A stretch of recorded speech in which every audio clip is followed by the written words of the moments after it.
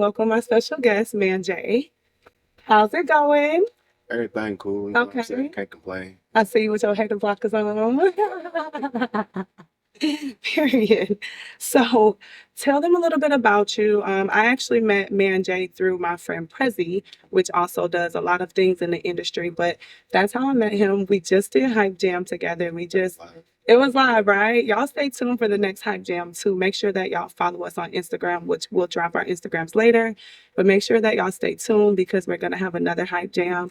Mann J was actually manager there, he was a judge there, and he was an artist. So he was all through the building that night. Manager, judge, bartender. Yes, the food caterer, he was the chef. Like he was through the building that night. And that's what we like to see. He's a man of all trades. So we'll get a little bit into it. Mann J, tell us, how did you get your name? Where you from? Just a little bit about you. For sure. Okay. Everybody, like Miss Red just said, my name is Mann J, Mann and letter J. I'm born and raised right here from Houston, Texas, H-Town for real.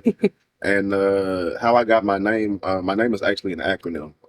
It's the man part stands for me, all, in, now. But because really anything that I do, um, pardon my language, please. I don't half ass. Like if I'm gonna do it, I'm gonna do it, and I'm gonna give it my best ability. You know what I'm saying? And then the J part just comes from my first name, Jason. Okay.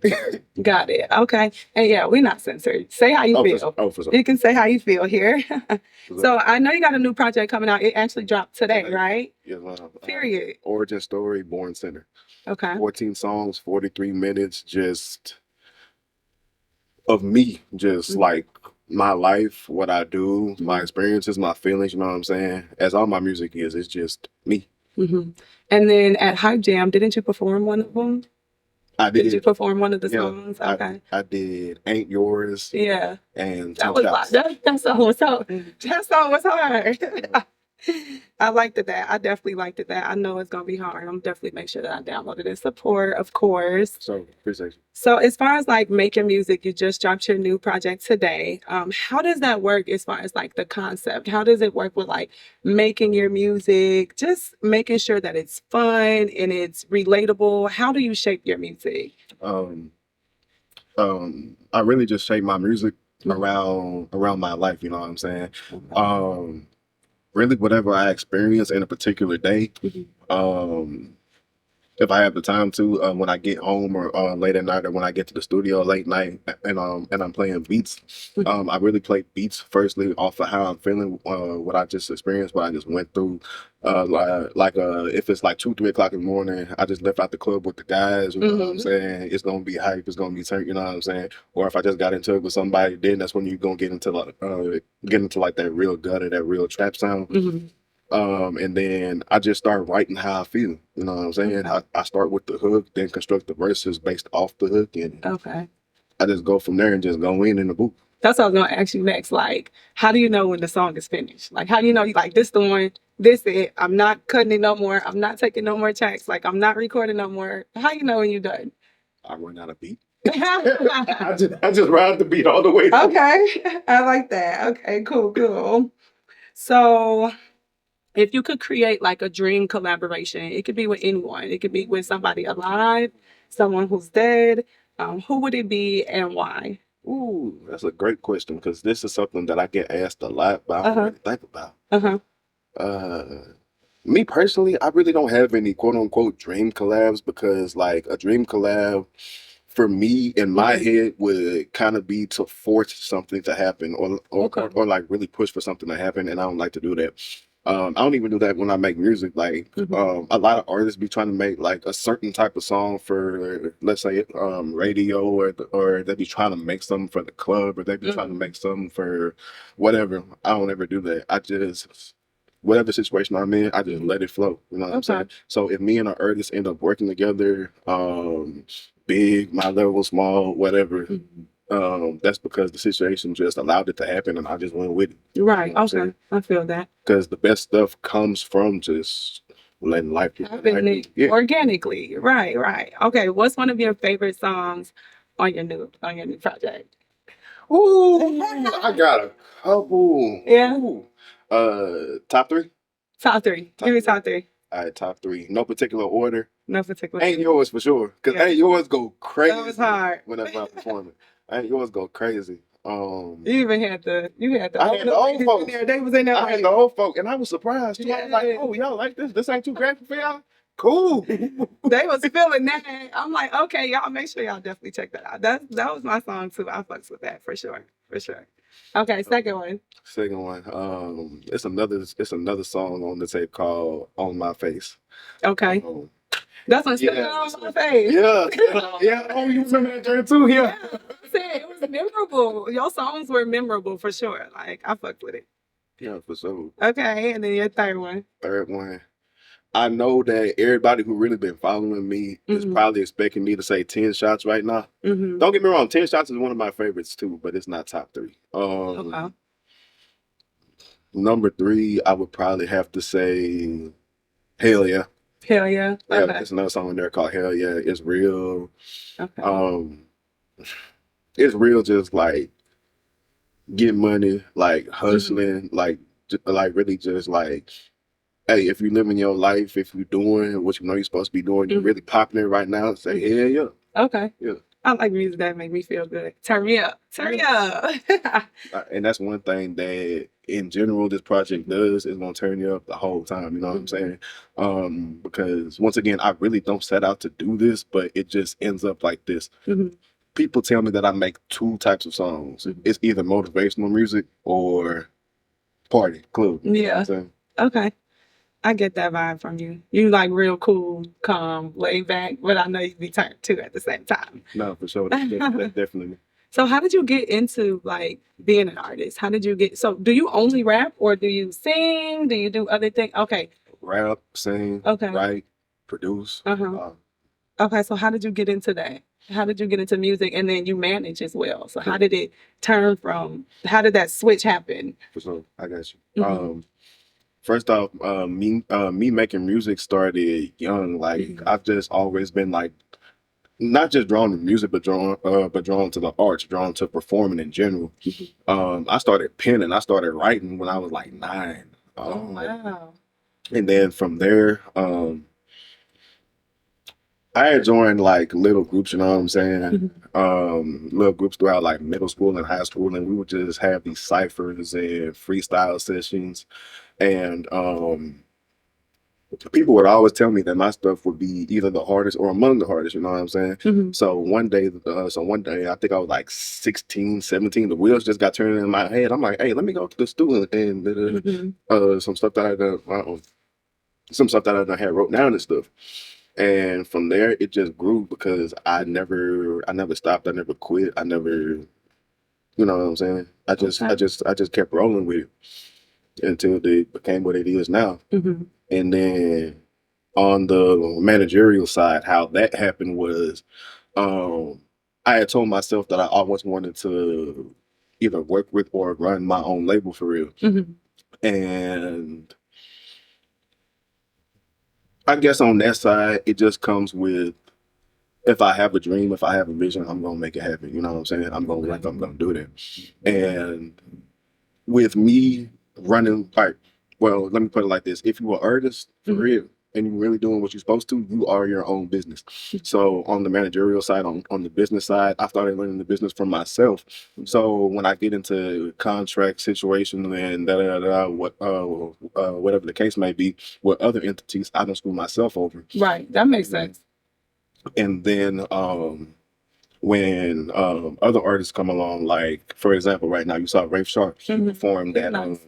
That's my boy for real. Nice. Shout out to Ray Sharp. Hey, shout out Sharp Slicing. Yes, he definitely gives like real cool. Like I'm finna just sit back, light a candle, light my blunt. It's giving like Will's currency type of vibe. No, for sure, that's him. Every time I pull up on him, that's the scene. Yeah. What you just said. Every time I pull up on him, I'm like, bro, get up, let's go. Yeah, he's cool for sure. Okay. When all my other artists started coming on and stuff, then I started replicating the model that I built for myself with them. You know what I'm saying? In terms of art, really everything that comes along with artist development. You know, and then just straight the numbers, we just building for real. Okay. Cool. So who are your artists right now? How many artists do you have? Let me see. Right now we have. Ooh, that's a wonderful question because it's quite. It's a lineup. Yeah, it's a lineup. We got Ray Sharp, of course. We got Breon. That's a new R&B artist that we just started working with. Okay. Matter of fact, her debut single "Traumatized" came out last month. That's that song has been doing the best so far out of anything that anybody's dropped this year. What is it on? You or everything? Everything Apple. Everything. Okay. So yeah. I can look it up for you in a second if you want me to. Okay. Yeah, we'll do that. Let me see. It's Rave, Breon, Kyle Huncho. He performed. Oh, he performed. Yeah, he had the belt on, right? Yeah. Okay. Yeah. An artist that's not officially signed with us that we've been working with. Me and Don is C-Plex. Oh yeah, I like him. That's another one. Adam Ogia. He's literally everything. He makes every genre. And there are some more that are not coming off the top of my head right now. Y'all forgive me, but yeah, Imperial Committee Entertainment. We've been at it. We've been working for you. Shout out to all of you guys. It's amazing. Definitely chase your dreams, follow your dreams, and y'all do have somebody who's amazing on y'all team. So I know y'all gonna do y'all thing. You've been doing your shit. Yeah, for sure. I appreciate you. For sure. So, what's like a creative risk that you feel like you've taken that you feel like has paid off so far with just your career, or it can be with your artist career as well? A creative risk? Mm-hmm. A creative risk that I've taken is switching from making songs that like previous labels or like previous managers that I would work with had told me to make.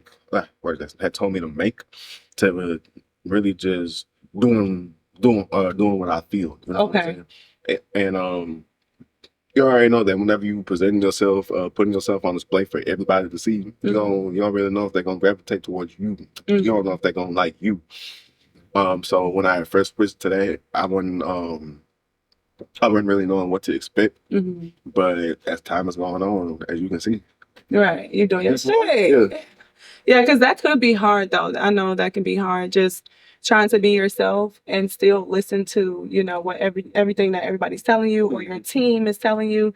So like, how do you really differentiate that? And how do you just continue to not necessarily, I don't want to say like work against them or be hard-headed, but still like be stern on your decisions? How do you stand on your business? Yeah, how you stand on business while trying to at the same time to a certain degree appease the people you're working with? Exactly. I get you. That's a great question. Really, how I'm on fire tonight. I said I'm on fire tonight. Oh, you is for sure. But me, really, how I do that is I surround myself with like-minded people these days, first off, to begin with. So if I have an idea that's not the exact same thing that they thought of, it's not something that's too far off, you know what I'm saying? And then vice versa. So a lot of the time, there's really not much to compromise, you know what I'm saying? And just word of advice, artist, business owner, whoever, just throughout life, surround yourself with people who are doing, if not the exact same, something similar to what you're doing, because that way y'all can feed off each other, bounce ideas, et cetera, et cetera. And nothing is never too far outside of y'all's headspace, you know what I'm saying? So that way you won't really end up clashing for it. Good advice. So as far as like criticism from your team and from your fans, like how do you handle that? How do you take criticism? I'm listening. If I'm on BS, let me know. Okay. Yeah, I'm listening. That's one thing about me. A lot of artists, especially some that I work with, they're learning to take criticism better because anything that I tell them or anything that anybody else on the team tell them is constructive. We're trying to help you for real. We don't want to break you down. None of that. We trying to help you. or is this? We're trying to help you build. Sorry, Mm-hmm. we're trying to help you build because when you go up, we go up. When we go up, you go up. You know? Right, we a team, we a family at this point. Yeah, we're working together. All right, yeah, I love that. I'm having a good time with the interview here with you, Mann J. We're gonna take a slight break, y'all. We will be right back so we can continue this amazing interview and continue to pick his brain, y'all. So stay tuned for the episode of Vibes Unplugged with Mann J.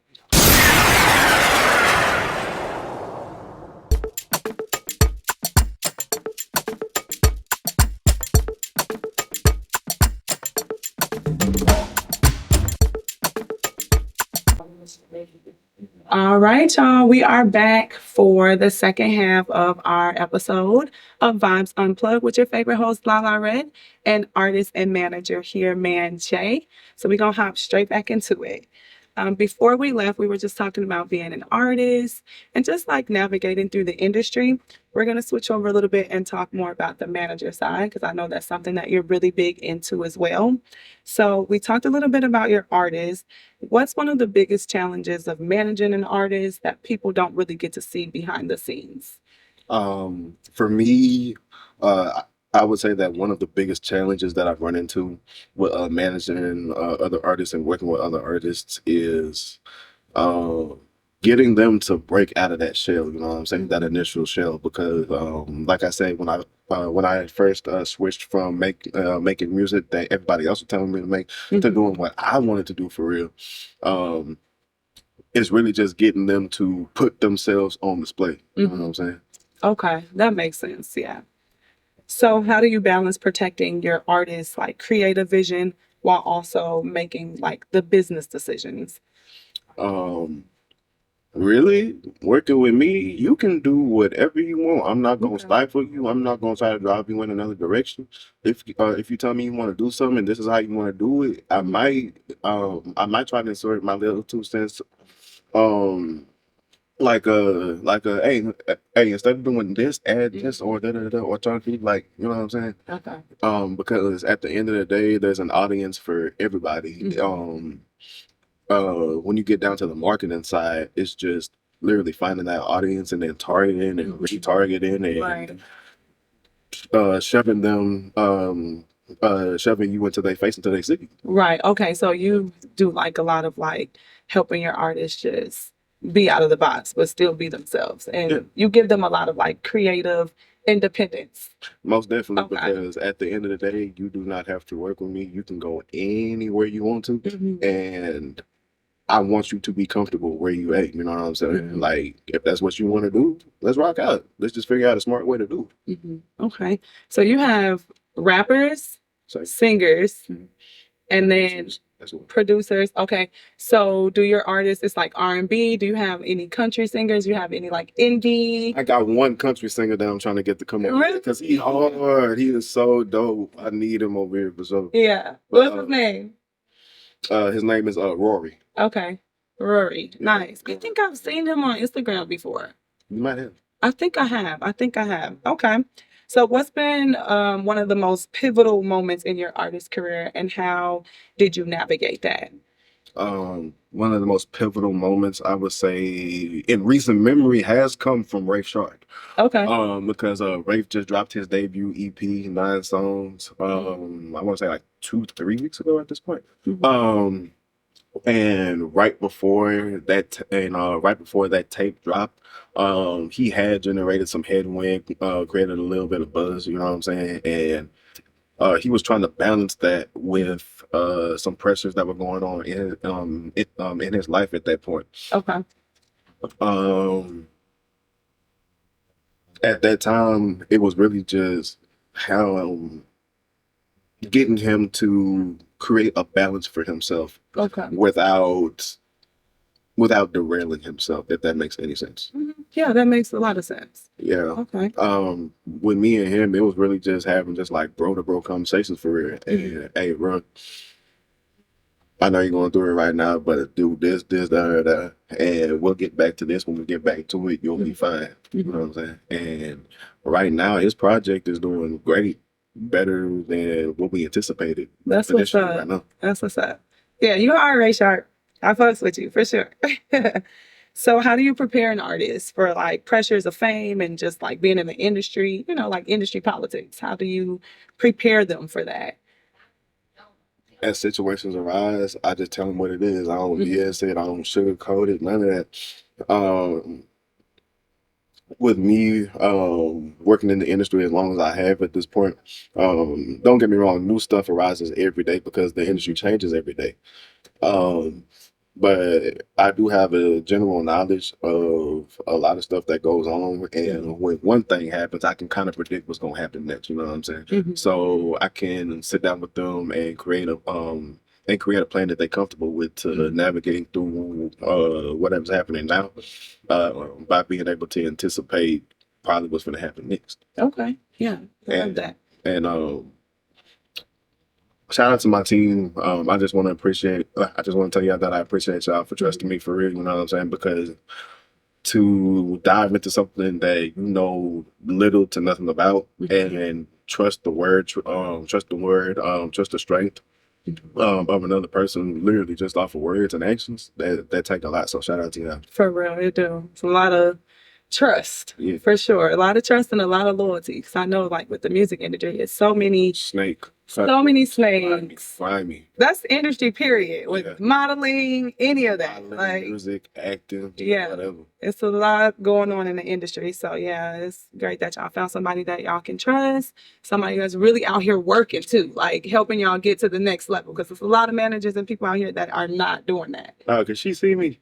I'll be everywhere doing everything. Yes, he was like 8 people that night and at one time. I'm like, damn, where Mann J go? He was just right here. Now he over there.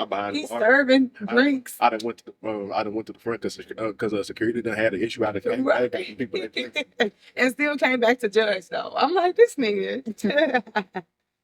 So if you could change one thing about the music industry for artists, what would that be?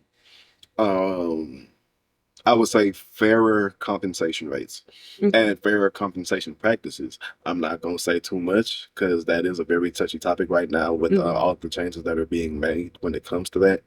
But it's just a lot. It's just a lot of shady, like I said, slimy, grimy. That's been going on. That would be probably the main thing that I would change for real because when it comes to sales, streaming, whatever. You have to work. You have to work really hard, and you have to really know what you're doing to like get your return with that. You know what I'm saying? That's why stuff like touring, shows, events, merch, all that stuff is that much more important these days outside of just like a promotional aspect. You know what I'm saying? Because there's so much uncertainty in that other way. Okay, that makes sense. I understand that. Is there any type of like clearing up that you want to do about the industry? Give me maybe like one thing that you want to clear up that people feel about the industry that's not necessarily true. It could be for managers, for artists, producers. I be talking to people that be wanting to do stuff within the industry, whether they want to be a rapper, a singer, a producer, a model, videographer, content creator, whatever.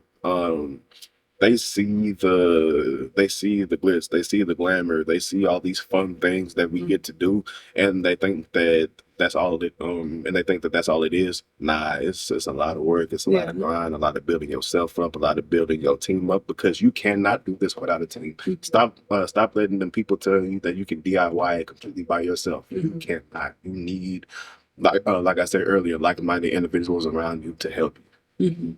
Very true. Yeah, when you get into this, you really gonna see that it's not a get rich quick, and it's not all